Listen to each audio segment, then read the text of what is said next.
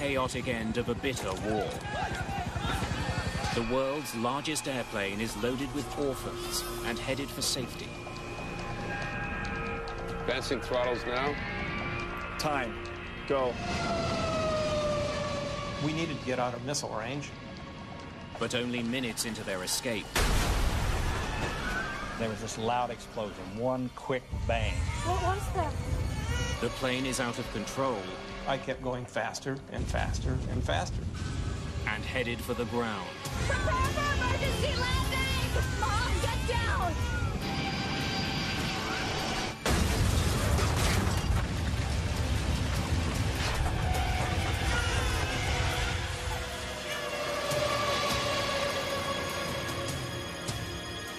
And then it was quiet.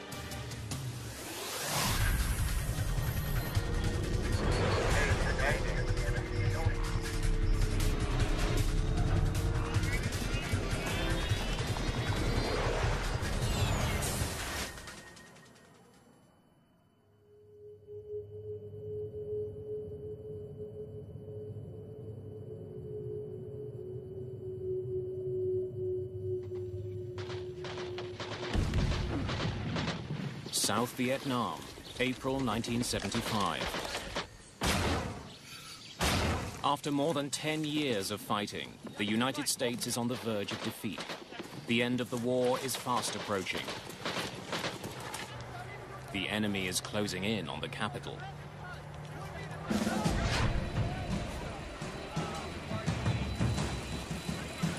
On April the 4th, at a military base in the South Vietnamese capital of Saigon, a strange cargo is being loaded onto an enormous C-5A Galaxy. This is one of the largest planes in the world.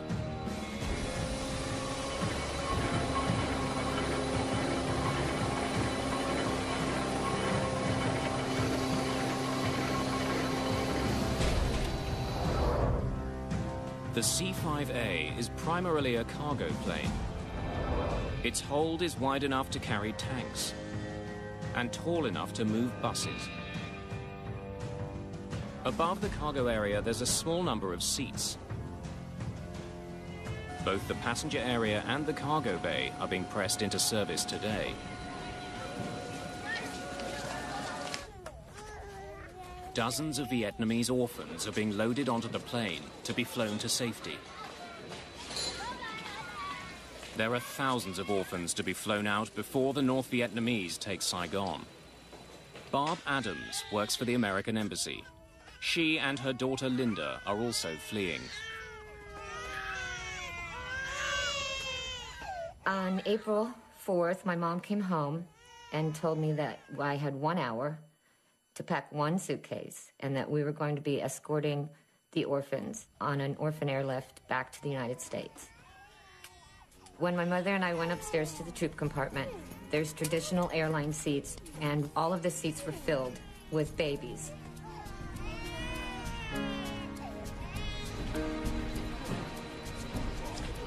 Sergeant Ray Snediger is in charge of loading the plane's massive cargo bay. Make sure it's secure. We got people down there. It was hard to control the situation. So many people were there, so much news media, so many people from the orphanages, so many military people, that it was actually pure chaos. Just the day before, American President Gerald Ford announced the start of this desperate mission of mercy, a remarkable effort called Operation Babylift. I have directed that C-5A aircraft and other aircraft especially equipped to care for these orphans during the flight be sent to Saigon. I expect these flights to begin within the next 36 to 48 hours. Arnold Isaacs was covering the end of the war for the Baltimore Sun. We had transport aircraft flying into Saigon every day, unloading military supplies and going back empty. And so it was decided that they could carry out the orphans on those returning flights. There were a lot of cameras and reporters out there covering the loading and the departure of the plane.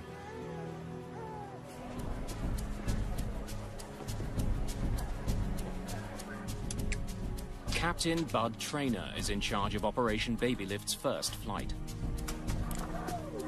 I got a call from the command post back in the States, and they said to me, how many people could you take out of Saigon if you were asked?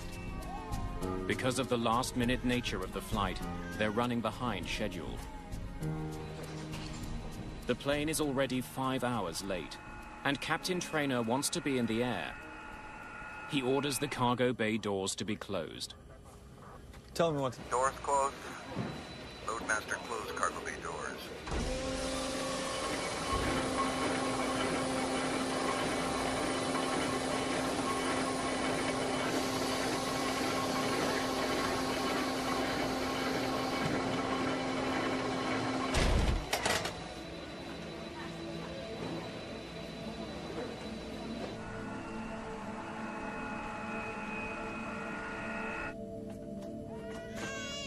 The youngest of the 145 children have been crammed into the upper passenger section of the jet. My mother and I were both assigned 3 rows of seats with maybe 4 to a row. So it would be 12 to 15 babies that we would be taking care of on the flight, feeding them, changing them, whatever they needed to have done. There are 102 older children in the cargo area below. A number of adults from the American Embassy are also down here, keeping an eye on the orphans. The cargo plane is heading for Clark Air Force Base in the Philippines. It's a 2.5-hour flight. From there, the orphans will be sent to adoption agencies in North America and Australia. We needed to take off from Saigon and make a very rapid ascent to get out of missile range. Cargo planes are easy targets. They're slow-moving and large. The possibility of an attack is very real. Just 5 days before, North Vietnamese troops captured the South's second-largest city, Da Nang. South Vietnamese forces are retreating towards Saigon. In the capital, the situation is chaotic. Thousands of South Vietnamese civilians are desperate to leave. Every day, another province was lost, especially after Da Nang fell. The population of Saigon, I think, began to fall into a sort of a paralyzed, petrified terror.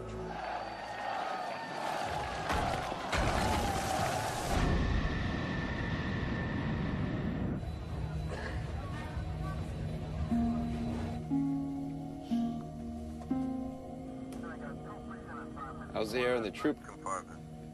It's all right. The baby's still squalling, or...? They quieted down with all the noise.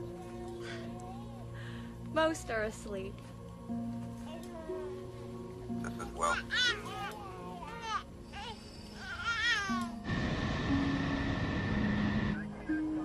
Then, shortly after takeoff,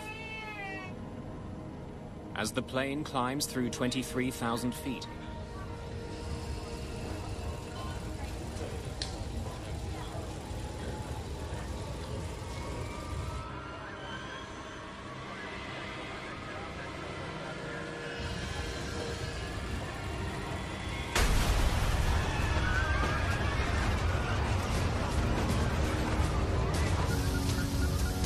When the rapid decompression occurred, the plane filled with this mist.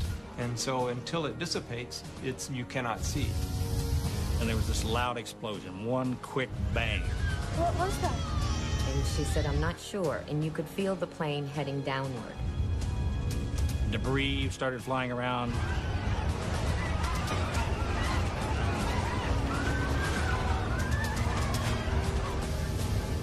it's a classic decompression. Somewhere there's a massive hole in the plane's fuselage. The air inside the jet is rushing out. At 23,000 feet, there's barely enough oxygen to breathe. So I looked over at the co-pilot, and he was putting on his oxygen mask, and I thought, I'd better do that too. The oxygen masks have dropped automatically. But on such an overcrowded flight, there aren't enough to go round. The ones that are available weren't designed to reach babies.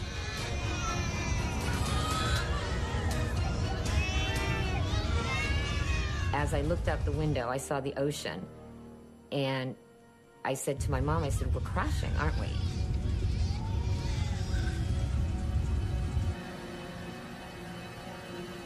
At the back of the passenger compartment, Lieutenant Marsha Wirtz checks in with the crew.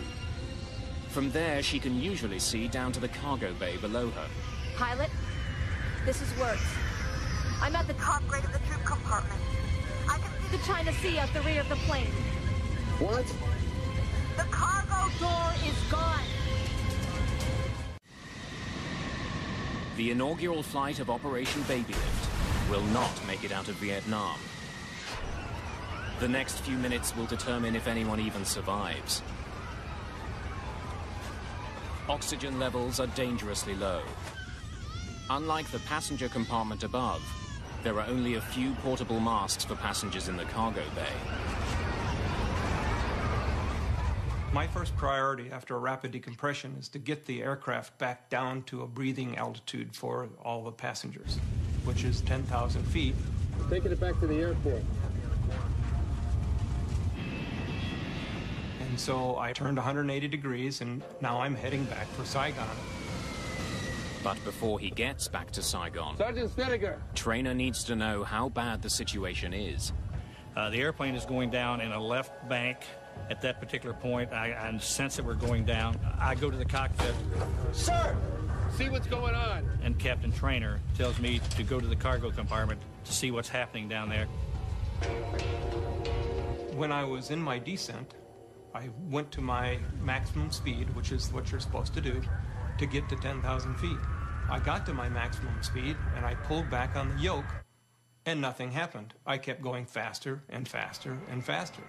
Trainer's plane is diving to the ground, and he can't get it to pull up. At the back of the plane, Ray Snedeker descends into the center of the storm.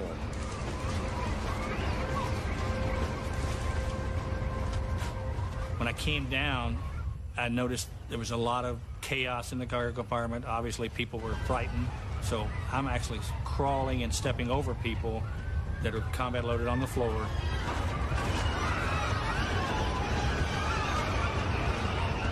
And I saw this huge gaping hole in the back of the airplane. All daylight back there. And then Snedeker spots what could be an even more serious problem. Hydraulic fluid is pumping out. Control cables are dangling in the breeze, flopping back and forth, and it just reminded me of looking at some spaghetti. That was the first thought in my mind. The flight engineer also notices that the plane is losing its hydraulic fluid fast. Pilot, we've lost number 1 hydraulic system.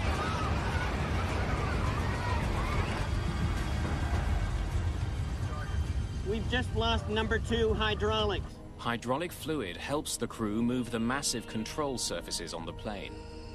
The rudder and elevator at the back, and the ailerons and flaps on the wing. There are 4 separate hydraulic systems on the plane. Now 2 of them are completely empty. And as Trainer dives towards 10,000 feet, his plane is going much faster than it should, and he can't pull up. And I kept pulling back on the yoke, thinking that I could slow down, pull back more and more and more. I'm not getting anything out of the yoke. How about you? Nothing. And we were just totally puzzled. What is going wrong? In the belly of the plane, Ray Snedeker reports what he sees to the cockpit. Pilot! Cargo bay! Go ahead. And I told him that the part of the ramp was missing, pressure door was gone, and hydraulic lines and control cables have been cut. The problem is now much worse than we thought. Declare an emergency. Saigon, this is Mac 80218, and we're declaring emergency. We require immediate return to base.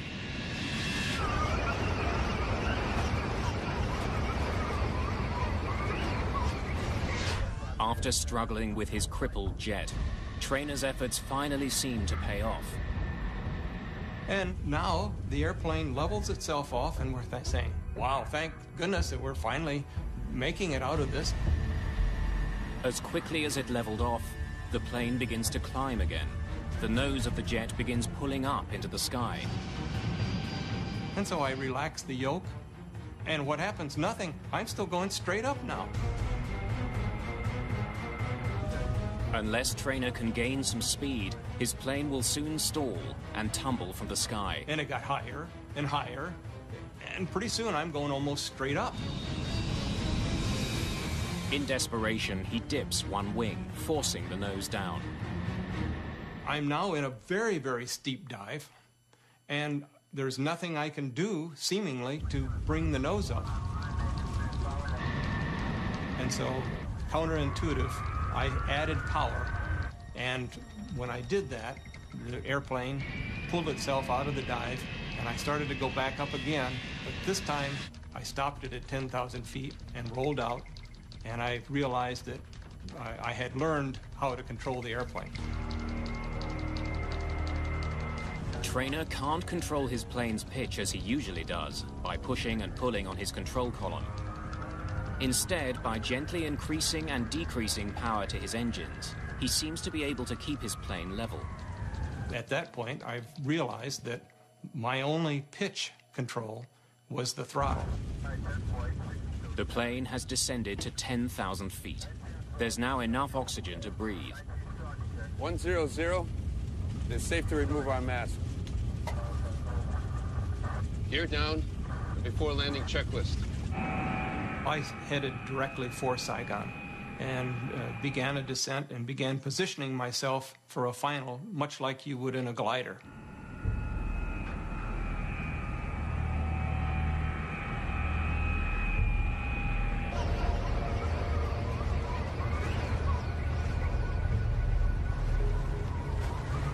Don't worry. They're taking care of it up in the cockpit. We're gonna be down soon. I'm trying to provide comfort to these passengers. At the same time, I know we're in serious trouble because the airplane is still going down. Captain Trainer has coaxed his injured jet down to just over 4,000 feet. 11 kilometers from the airport, he turns his jet to line up with the runway when his plane surprises him again. In the final turn to the runway, when I banked the airplane, the nose dropped and I couldn't continue my turn. I had to level the wings so that I had enough lift that the nose didn't keep descending. Captain Trainer had to stop turning before he could line up with the runway. He's now losing altitude fast, and his prospects are becoming increasingly grim. While we were working in the cargo compartment, the loadmaster came to me and said, we need to get upstairs because we're going to crash land. When I get to the top of the ladder, I've changed my mind and think I need to be in the cargo compartment when this airplane does get on the runway so I can help evacuate down there. As I try to leave, the flight engineer grabs me by my left elbow, throws me into a seat, and about the time I hit the seat, I can hear the ground screaming. It's a loud scream. It's coming closer. Prepare for an imminent crash landing. Get down on the floor! Prepare for emergency landing! Mom, get down! When we started to go down, my mother and I were focusing on what should we be doing to brace for impact. We had a big open field in front of us. When I got within about 200 feet of the ground, I said, We're going in! The plane is hurtling towards the ground at almost 500 kilometers per hour. I reach down, grab my seatbelt, and when the seatbelt snaps,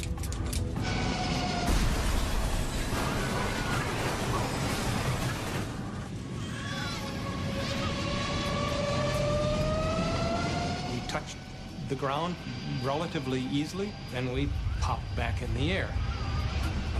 The jump seat said to me, Bud, we're gonna make it.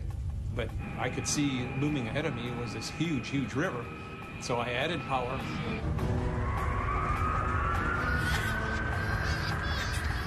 My mom was on one side of the aisle, and I was on the other. And she says, come over here and sit with me.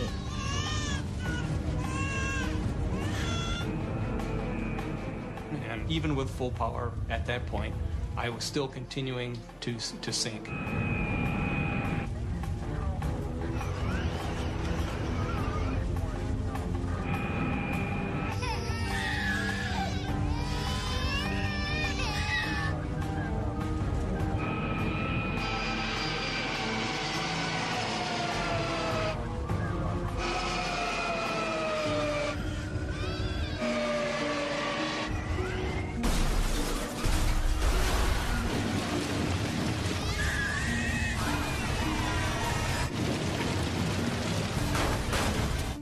My whole life went into slow motion.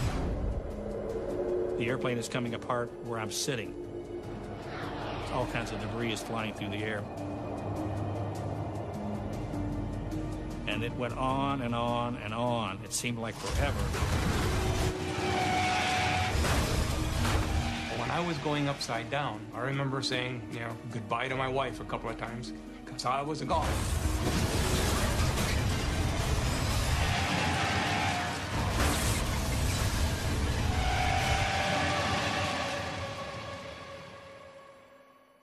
And then it was quiet.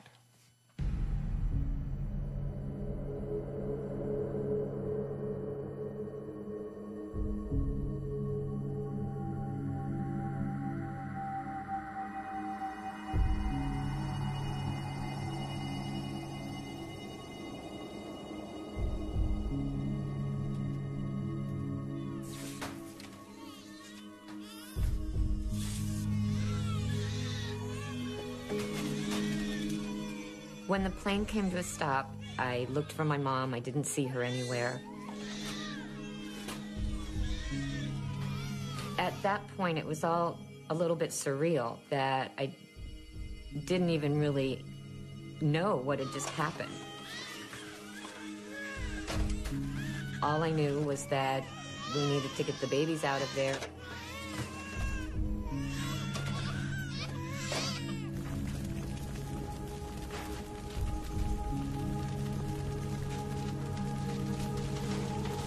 Trainer and the rest of the cockpit crew have survived.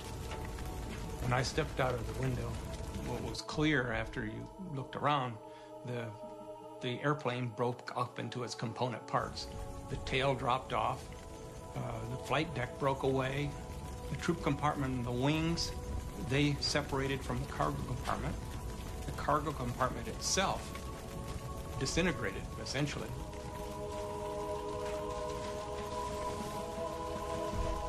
Behind the cockpit, the plane's wings, which hold the fuel tanks, are burning. The passenger section of the plane is largely intact and separated from the scorching heat of the burning wings. Lieutenant Wirtz and many others who had been in the passenger section survive. Then we started bringing babies out. And I could hear some helicopters coming. At that point, I was not looking for my mother because I had been assured that she was okay. I was to go to the hospital and just wait for her there. And then that's when I took a couple of the babies and walked over and got on.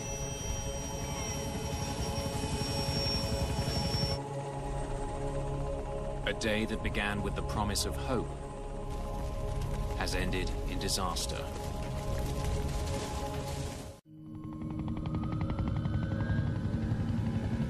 Just minutes after the crash of the first Babylift mission, rescue workers are on the scene searching for survivors.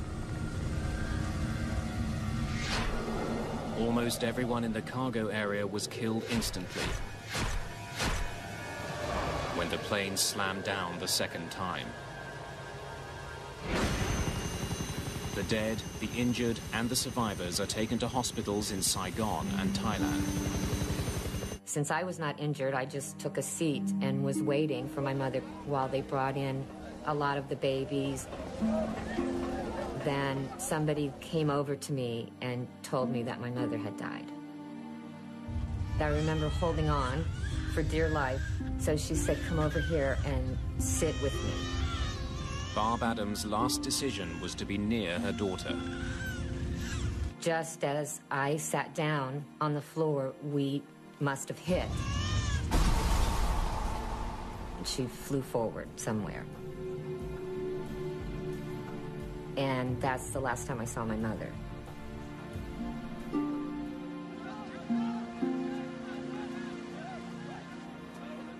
"175 people survived the crash of the Air Force jet. But more than 150 have been killed.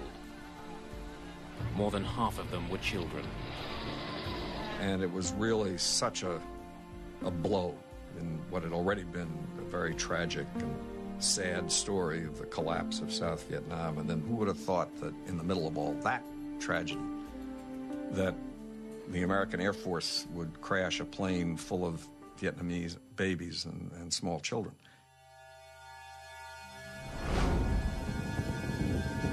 The investigation begins immediately. The next day, along with the investigators, Captain Bud Traynor returns to the smoldering wreckage of his plane on a special mission of his own. I had to leave a couple of crew members out at the aircraft. And so I went back the next morning. The bodies of 2 dead crewmen are still pinned down by the wreckage. So we took a lot of tie-down chains and put them together and did the old heave-ho with a whole lot of people to move the flap of wreckage that was pinning the 2 crew members.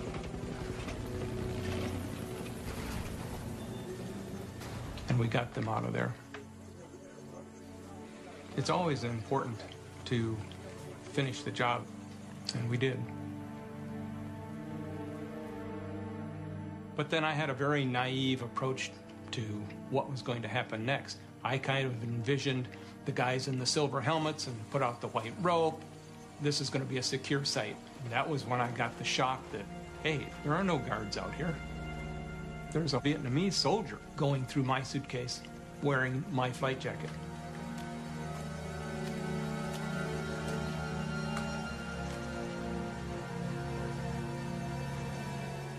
And he had an AR-15, and I didn't.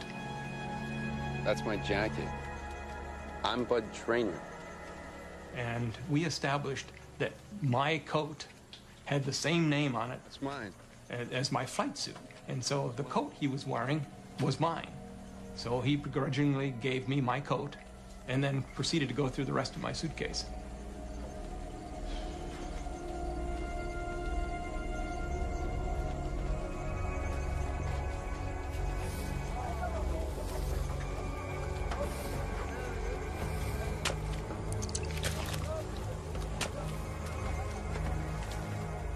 It's not only Traynor's jacket. Looters are picking the plane clean. Dave Scheiding is a structural engineer with the Air Force. When we got to the site, we had some concern to begin with because there was a tremendous amount of civilian people out there actually picking up parts, which, of course, that didn't help us much as far as the investigation goes. He's part of a team that goes to Saigon to try to figure out why the plane crashed. This investigation was very unique from a couple of standpoints. The first standpoint, of course, the people taking parts away from us, but second, the country was in extreme chaos. It was essentially falling. Frank Huskin is also part of the investigative team. The NVA and the VidCong are all around, and we were only out there during the daytime, but it was a very uncomfortable feeling. Very uncomfortable feeling. One of the first things we wanted to rule out was sabotage and a bomb. So we brought in dogs from the Philippines, bomb-sniffing dogs. Take him back there to the rear of the plane. With North Vietnamese soldiers so close, a direct attack or sabotage are obvious theories.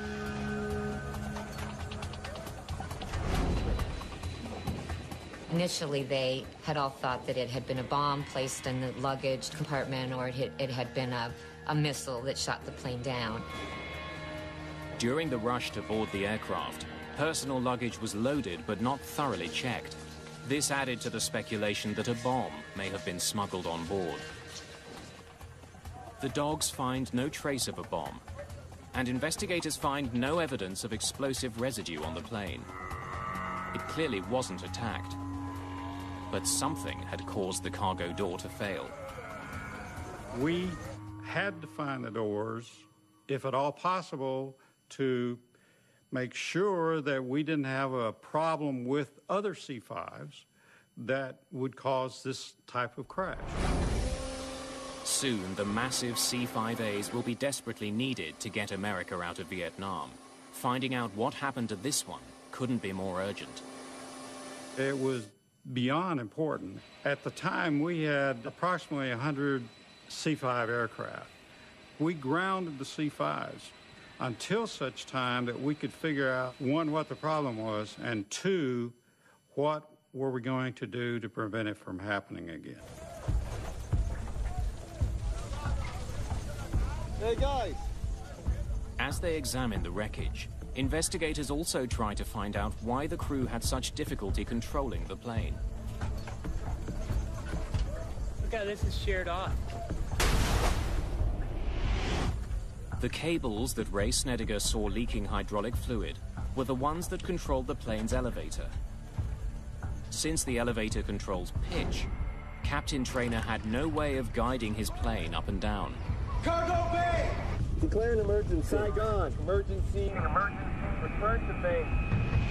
When there's no control of the elevator, which allows for up and down pitch, an airplane will set up an oscillation up and down. His oscillation started as his nose was going down, and then it picked up speed, and then it started pitching up. A falling plane's aerodynamic properties will force it to follow a predictable pattern. As lift increases, the nose naturally tilts upwards.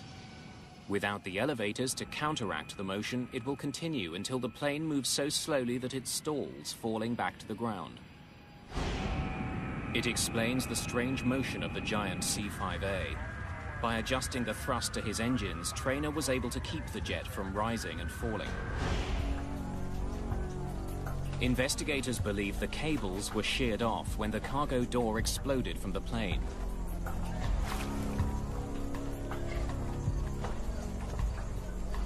But they still don't know why the door failed in the first place. Then we made the determination we were going to have to try and find the doors. But the doors are somewhere at the bottom of the South China Sea. Our next problem was trying to figure out the ballistics of those doors. Nobody had ever even thought of figuring out ballistics of two doors flying through the air from 23,000 feet. Relying on the airspeed and the altitude at the moment of decompression, investigators learned the plane was 46 kilometers from the coast of Vietnam. When the doors went out, the airplane was moving across the water at about 600 feet per second. Therefore, we had to come down with a pretty good estimate for the Navy to even know where to look. Ships from the U.S. 7th Fleet crisscross the South China Sea looking for the rear door. For the first several days, they can't find anything. The South China Sea has swallowed the evidence.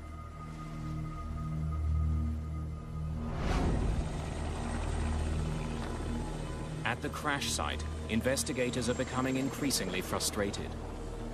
A great deal of wreckage has been stolen by scavengers. An important clue could be among the pieces taken away.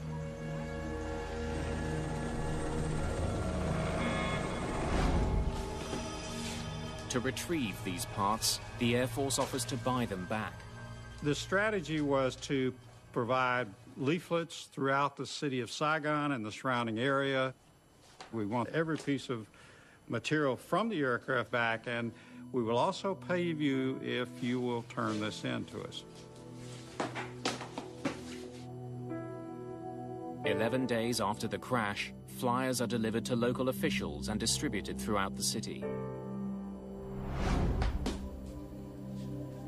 Investigators do eventually recover the camera that was used by a film crew on board the plane. They hope it can show them exactly what happened.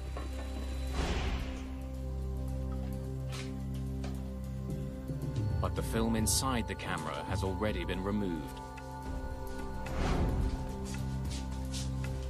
Another piece of the wreck turned in during the buyback program is just what they're looking for.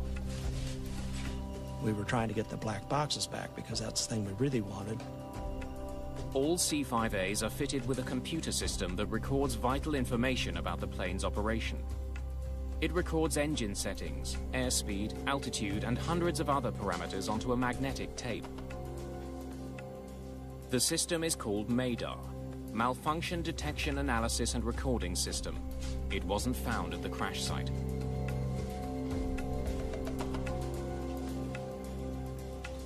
The Mayday is eventually returned for a reward, but it proves to be a disappointment.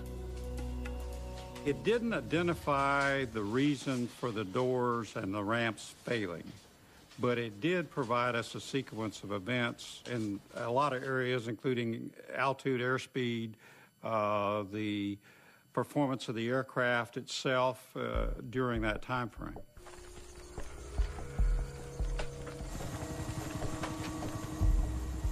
As investigators continue to look for the cause of the crash, the situation in Vietnam gets worse. 2 days after they receive the Mayday, the South Vietnamese president resigns. On April the 23rd, 100,000 North Vietnamese troops approach Saigon. The noose around the city is tightening quickly. While we were out in the rice paddy, you could see burning hamlets and villages, and in the distance they were on fire. You could hear the explosions and so forth of mortars. While the situation in Vietnam continues to unravel, the US Navy finally has some success at sea. On April the 26th, they find the cargo ramp and part of the pressure door of Trainor's plane. If investigators don't find the answers here, they may not find them anywhere. They're running out of time, and they're running out of leads. When the ramp is examined, investigators make a disturbing discovery. On that ramp, 2 of the stirrups were in great condition. They were perfect. They had not failed, so obviously it told us that at least 2 of the locks had just unlocked themselves. The C-5A has 14 locks holding the rear cargo door shut, 7 on each side. The door recovered from the sea tells investigators that for some reason, 3 of the locks designed to hold it shut had either unlocked in flight or had never locked at all. This flight was actually like a ticking bomb. When they closed the ramps, all those locks would look like they were in a locked position. When it took off, the fuse was lit. And as the aircraft climbed out, the fuse kept burning. As the plane climbed away from Saigon, the pressure outside the jet dropped. The air inside pushed with increasing force against the cargo door. Then, as the plane passed through 23,000 feet, with 3 latches unlocked, the pressure on the door was too much.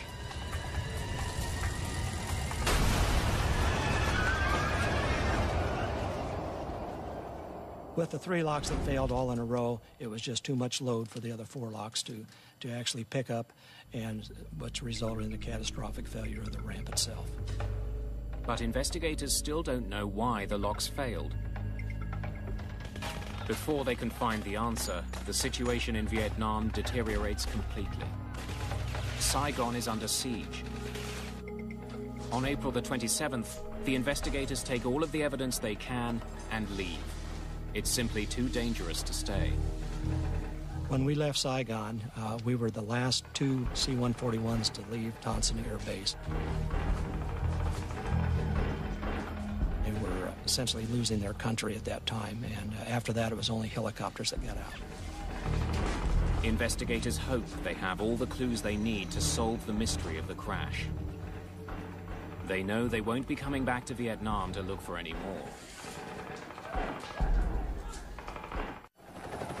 April the 30th, 1975. The war in Vietnam ends. From the rooftop of the American embassy, the last remaining Americans in Vietnam are flown to safety.